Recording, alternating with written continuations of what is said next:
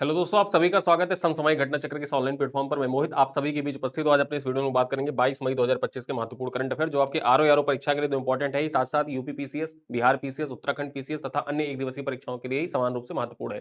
यहाँ पर देखा जाए तो Dainik Jagran, the Hindu, India Express, DD news, PIB, ANI, साथ साथ आकाशवाणी और दैनिक भास्कर की महत्वपूर्ण खबरों पर अपने इस वीडियो में हम लोग चर्चा करते हैं। डेली शाम को 7:30 बजे वीडियो आपको मिल जाता है। इस क्लास की पीडीएफ, पीपीटी इत्यादि प्राप्त करने के लिए आप हमारा पैकेज ज्वाइन कर सकते हैं, जो मासिक पैकेज होता है। मासिक पैकेज यहाँ पर देखा जाए तो करंट अफेयर मई 2025 का पैकेज ज्वाइन कर सकते हैं। इसी वीडियो के डिस्क्रिप्शन में एक लिंक दिया हुआ है, वहां पर जाइए, आप क्लिक करिए और वहां से ज्वाइन कर सकते हैं। क्या क्या चीजें आपको मिलती है मैं आपको बता दूं। यहाँ पर डेली आपको शाम को 7:30 बजे करंट अफेयर की वीडियो क्लास मिल जाती है। डेली क्लास पीपीटी और पीडीएफ शेयर कर दी जाती है। प्रतिदिन 10 एमसीक्यू का ऑनलाइन टेस्ट होता है। एक महीने के एंड में फुल टेस्ट होता है। ठीक है, महीने के एंड में एक फुल टेस्ट होता है जिसमें 100 क्वेश्चन होते हैं और बाइलिंगुअल होता है। यूपी स्पेशल, बिहार स्पेशल की जो पीडीएफ है वो भी आपको इसी पैकेज में मिल जाती है। और साथ साथ देखा जाए तो हिंदी और इंग्लिश दोनों में मासिक पीडीएफ आपको मिलती है महीने के एंड में। साथ ही साथ मैं आपको बता दूं कि ये पूरा कोर्स जो है हमारा, ये हिंदी और इंग्लिश दोनों भाषाओं में है, यानी कि बाइलिंगुअल है। और इस पैकेज का मूल्य मात्र 25 रुपए। इसको आप 25 रुपए में ज्वाइन कर सकते हैं। कैसे ज्वाइन करेंगे आइए मैं आपको दिखा देता हूं। आप गूगल ओपन करिए और गूगल ओपन करने के बाद सर्च करना है आपको SSGCP, समसामयिक घटना चक्र पब्लिकेशन सर्च करेंगे। ओपन करिए, होम पेज में आपको जाना है, वीडियो लेक्चर पर क्लिक करिए। यहां जैसे ही आप वीडियो लेक्चर वाले सेक्शन में जाएंगे आपको यहीं पर तुरंत दिख जाएगा मई महीने का पैकेज, अप्रैल महीने का पैकेज, मार्च महीने का पैकेज, फरवरी महीने का पैकेज, सब कुछ आपको यहीं पर दिख जाएगा। आप मई महीने के पैकेज पर क्लिक करिए और क्लिक करने के बाद यहां पर लिखा है बाय नाउ। बाय नाउ पर आप क्लिक करेंगे, ये मूल्य आपको दिख रहा है 25 रुपए। आपके वॉलेट में अगर कॉइन है तो यहाँ कॉइन का ऑप्शन होगा, टिक कर देना। यहाँ पर टिक करने के बाद ये मूल्य घट के 18.75 रुपए हो जाएंगे। ठीक है, 18.75 रुपए में आप इस पैकेज को ज्वाइन कर सकते हैं। और पैकेज को जैसे आप बाय नाउ करें, ज्वाइन करने के बाद ये हेल्पलाइन नंबर दे रखा है उसी वेबसाइट पर, ऊपर दे रखा है हेल्पलाइन नंबर। हेल्पलाइन नंबर पर 12 बजे से लेकर 8 बजे रात तक आप कॉल कर सकते हैं। कॉल करिए, आपको व्हाट्सएप कम्युनिटी में जोड़ दिया जाएगा, जहां से आप आसानी से सारे पीडीएफ इत्यादि प्राप्त कर सकते हैं। जो लोग नए हैं और देखना चाहते हैं कि क्या चीजें हम प्रोवाइड कर रहे हैं, वो यहां पर जाइए। 1 मई 2025 का जो करंट अफेयर का पीडीएफ पैकेज यहां पर लगा हुआ है, वीडियो है, पीडीएफ है, टेस्ट है, ये सारी चीजें लगी हुई है यहाँ पर। और ये डेमो के तौर पर है, फ्री ऑफ कास्ट है। उसको आप जाके डेमो देख सकते हैं। डेमो देखने के बाद आपको पसंद है तो आप ज्वाइन कर सकते हैं। ठीक है, लोगों के रिव्यू भी आप पढ़ सकते हैं, लोगों ने क्या रिव्यू दे रखे हैं, आप रिव्यू पढ़िए लोगों का, फिर उसके बाद ज्वाइन कर सकते हैं। चलिए आइए हम बात करते हैं अपनी खबरों पर। सबसे पहले देखते हैं विश्व जैव विविधता दिवस। विश्व जैव विविधता दिवस, इसके बारे में चर्चा कर ले। 22 मई को विश्व जैव विविधता दिवस, इंटरनेशनल डे ऑफ बायोडाइवर्सिटी के रूप में मनाया जाता है। वर्ल्ड बायोडाइवर्सिटी डे, ठीक है। यहां पर देखा जाए कब मनाया जाता है, 22 मई को मनाया जाता है। आगे चर्चा कर लेते हैं। यह दिवस जैव विविधता से संबंधित मुद्दों के बारे में जागरूकता बढ़ाने और उनके महत्व को समझने के लिए मनाया जाता है। विश्व जैव विविधता दिवस जो है, ये जैव विविधता से संबंधित जो मुद्दे हैं उनके बारे में जागरूकता बढ़ाने तथा जैव विविधता के महत्व को समझने के उद्देश्य से मनाया जाता है। अंतरराष्ट्रीय जैव विविधता दिवस पहली बार 1994 में मनाया गया। कब मनाया गया था पहली बार? 1994 में पहली बार इसको मनाया गया था। और वर्ष 2025 के लिए थीम क्या है, थीम जरूर याद रखिएगा, आपके परीक्षा के दृष्टिकोण से इंपॉर्टेंट है। और खासकर एक चीज आप अपने दिमाग में बिठा लीजिए, महत्वपूर्ण दिवस परीक्षा में आपसे कौन से पूछे जाते हैं? या तो वो पर्यावरण वाले दिवस हो, ठीक, जो पर्यावरण से संबंधित दिवस हो, या चिकित्सा से संबंधित दिवस हो, या फिर कोई नए दिवस की घोषणा की गई हो, कोई नया दिवस हो जिसकी घोषणा की गई हो, वो अक्सर आपके परीक्षाओं में पूछे जाते हैं। ठीक है, ऐसे दिवस जो होते हैं वो अक्सर आपके परीक्षाओं में पूछे जाते हैं। और इनसे इतर जाके पूछ लिया तो ज्यादा से ज्यादा वो खेल दिवस पूछ लेता, या भाला फेंक दिवस पूछ लिया, या कोई नया दिवस घोषित किया गया उसके बारे में पूछ लिया। ठीक है, या अंतरराष्ट्रीय स्तर पर कोई दिवस है जो बहुत चर्चा में रहा उसके बारे में पूछ सकता है। ठीक, तो यहां पर देखा जाए, जैसे अक्सर आप परीक्षाओं में देखे होंगे, दिवस जो पूछता है, जैव विविधता दिवस पूछता है, पर्यावरण दिवस पूछता है, ओजोन दिवस पूछता है। ठीक है, और ओजोन दिवस तो आपसे लगभग परीक्षाओं में देखा जाए तो 8 से 10 बार पूछा जा चुका होगा अब तक। पर्यावरण दिवस भी देखा जाए तो 5 से 6 बार पूछा जा चुका है। जब भी आप पीवाईक्यू उठाकर देखेंगे, दिवस वाला सेक्शन आप देखिए तो आपको लग जाएगा कि हर बार क्या पूछा जा रहा है आपकी परीक्षाओं में, हर बार पर्यावरण के इतर आसपास जो दिवस है उन्हीं को पूछा जा रहा है, चाहे वो टाइगर दिवस हो, हाथी दिवस हो, या कोई अन्य दिवस हो। ठीक है, चलिए अगली खबर पर चर्चा करें तो यहां पर देखें तो एवरेस्ट फतह करने वाली पहली महिला सीआईएसएफ अफसर, पहली महिला सीआईएसएफ अफसर की बात कर लेते हैं। यहां पर जैसे ही आ गया पहली महिला तो आपके परीक्षा के दृष्टिकोण से इंपॉर्टेंट हो जाता है। चर्चा कर लेते हैं। केंद्रीय औद्योगिक सुरक्षा बल में लेडी सब इंस्पेक्टर गीता समोता ने माउंट एवरेस्ट 8,849 मीटर फतह कर इतिहास रच दिया है। 2011 में सीआईएसएफ में शामिल होने के बाद उन्होंने पर्वतारोहण को चुना। 2015 में औली के आईटीबीपी संस्थान में बेसिक पर्वतारोहण कोर्स और 2017 में एडवांस कोर्स पूरा कर वह सीआईएसएफ की एकमात्र महिला पर्वतारोही बनी। ठीक है, अब यहां पर देखा जाए सीआईएसएफ की ओर से एकमात्र पर्वतारोही कौन है, नाम याद रखिएगा, समोता। ठीक है, गीता समोता एकमात्र सीआईएसएफ की अफसर है जो पर्वतारोही है और जिन्होंने अपना एडवांस कोर्स भी पूरा कर रखा है पर्वतारोहण में।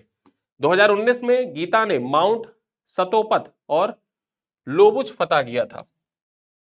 सीआईएसएफ की पहले महिला बन गई थी ये फतह करने वाली। और यहां पर अब देखा जाए तो माउंट एवरेस्ट को फतह करने वाली भी सीआईएसएफ की पहली महिला अफसर बन गई है। ठीक है, तो आपकी परीक्षा के लिए इंपॉर्टेंट हो जाता है इनका नाम, याद रखिएगा। चलिए अगली खबर पर चर्चा करें। ताइवान में दुनिया की पहली एआई नर्स तैनात की गई है। यहां पर देखा जाए फिर आ गया वहां सीआईएसएफ की पहली महिला। और मैंने आपको डेली बता रखा है एक बात, ठीक है, जब भी ऐसा कोई टॉपिक आप देखें जहां पर लिखा है पहली, पहला, विश्व स्तर पर हो, उत्तर प्रदेश स्तर पर हो, ठीक है, या भारत के स्तर पर हो, आपकी परीक्षा के लिए इंपॉर्टेंट हो जाता है। वैसे ही यहां पर देखा जाए तो ताइवान में दुनिया की पहली एआई नर्स तैनात की गई है, आपके एग्जाम के लिए इंपॉर्टेंट है, चर्चा कर लेते हैं।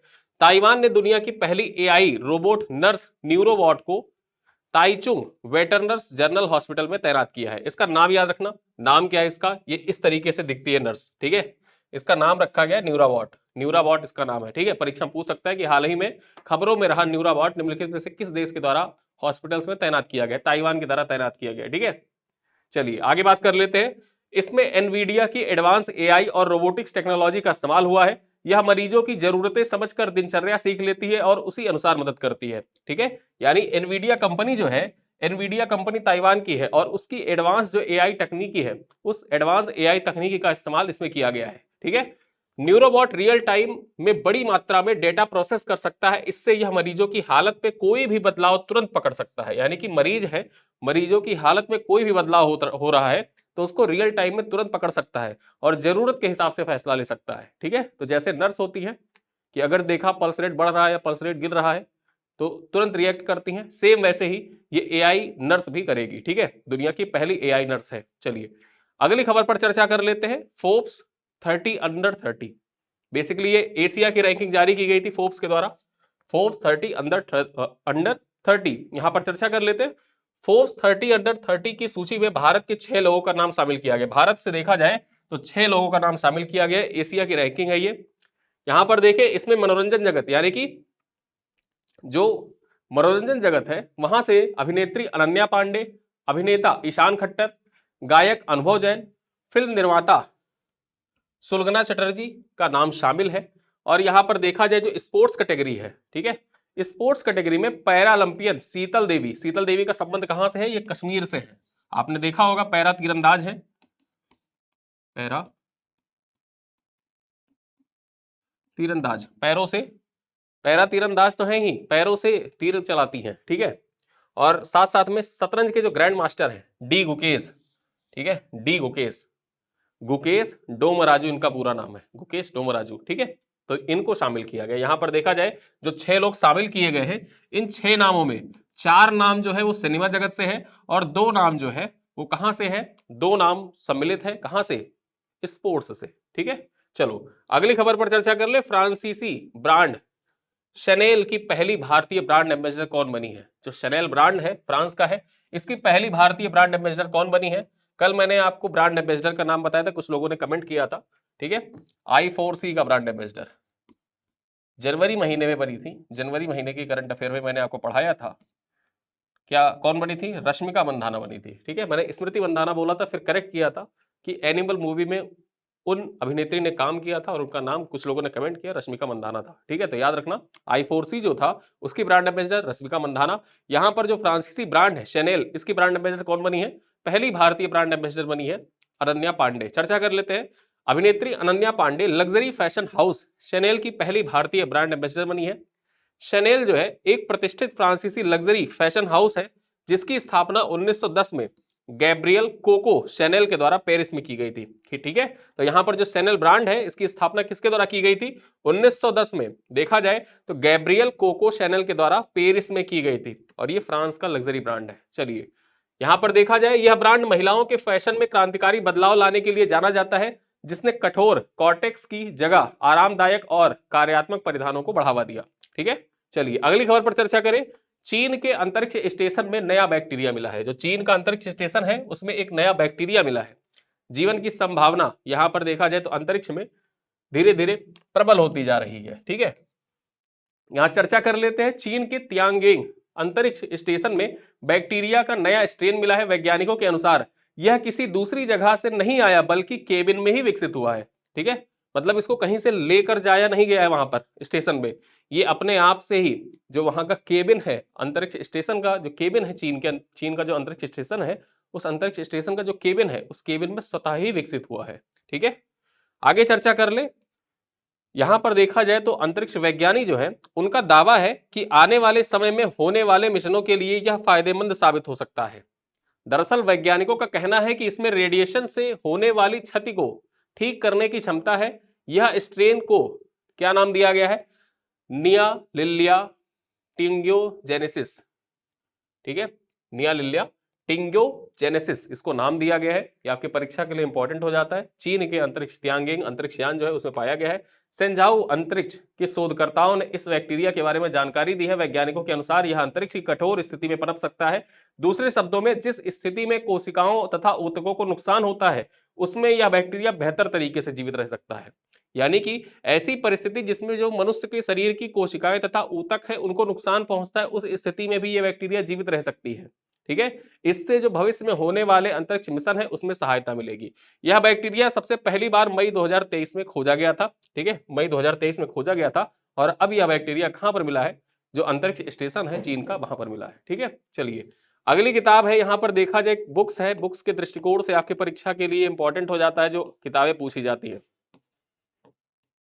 ठीक, द कॉन्स्टिट्यूशन वी अडॉप्टेड किताब है, इसका विमोचन किया गया है। और जो भी किताब राष्ट्रपति, उपराष्ट्रपति, प्रधानमंत्री के द्वारा विमोचित होती है वो किताबें आपके परीक्षा के दृष्टिकोण से महत्वपूर्ण हो जाती हैं।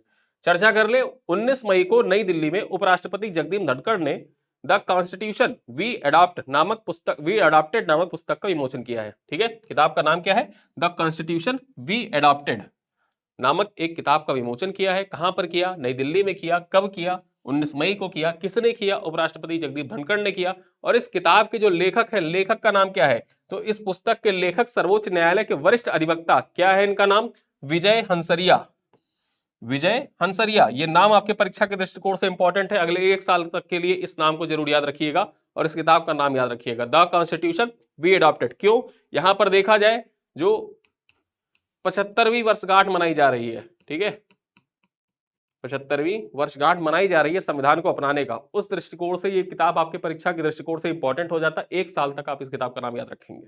चलिए, एंटी सबमरीन वारफेयर सिस्टम बनाएगी अडानी डिफेंस। जो अडानी डिफेंस है, ठीक है, यहां पर देखा जाए गोला बारूद की फैक्ट्री कानपुर में स्थापित कर रही थी। साड़ में जो कानपुर का डिफेंस कॉरिडोर है वहीं पर साड़ में देखा जाए तो गोला बारूद फैक्ट्री स्थापित कर रही है अडानी डिफेंस।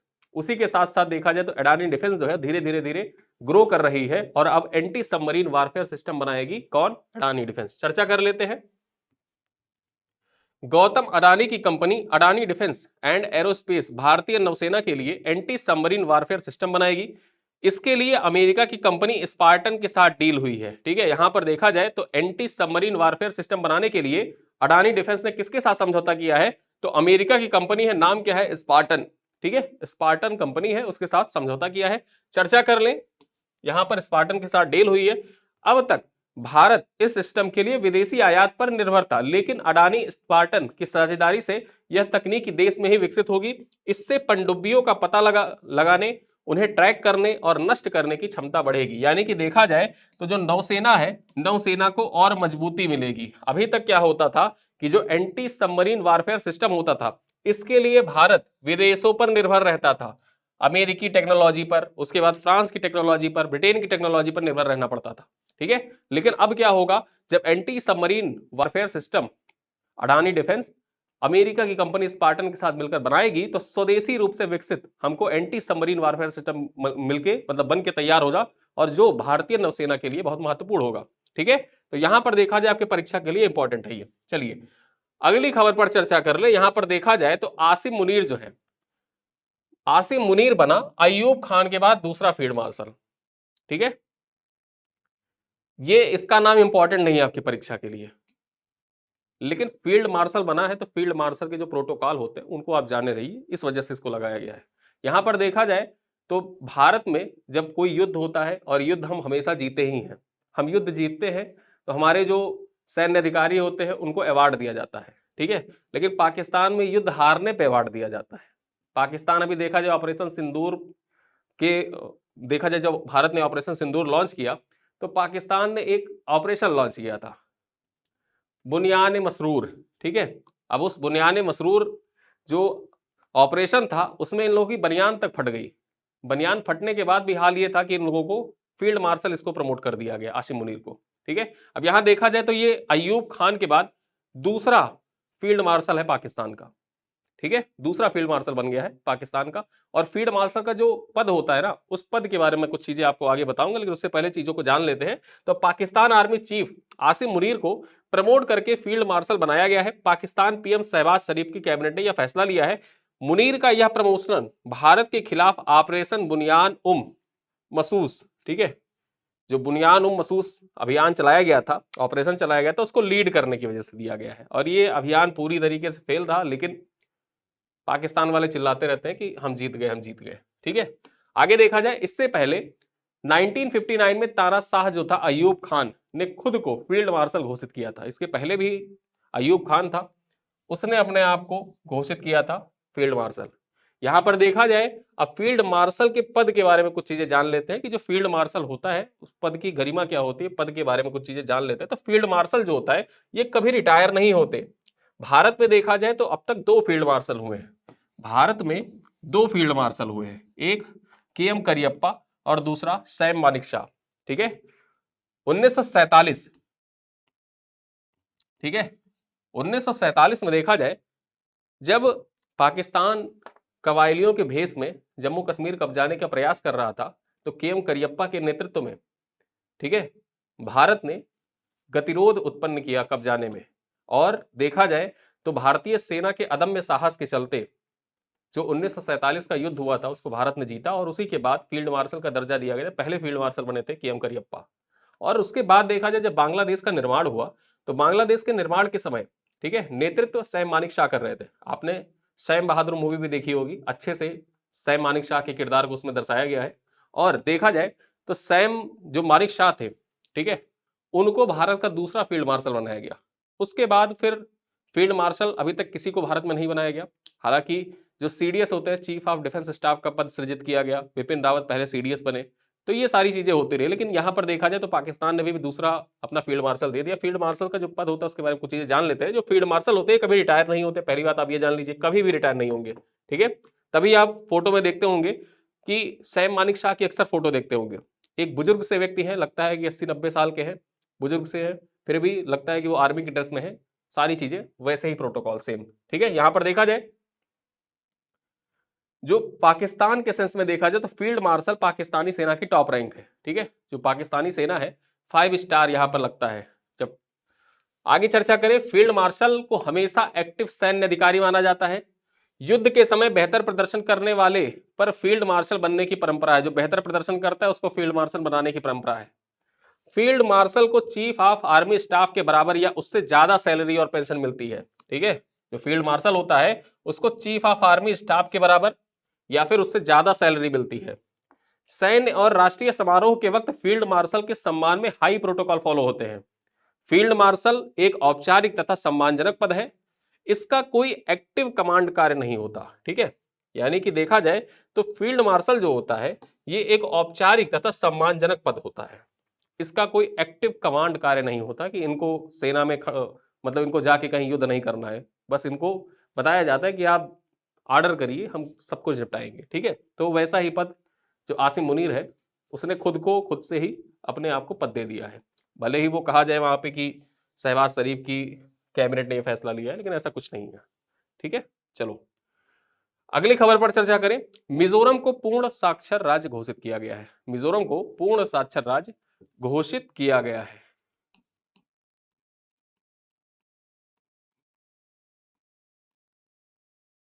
चर्चा कर ले पॉइंट पर।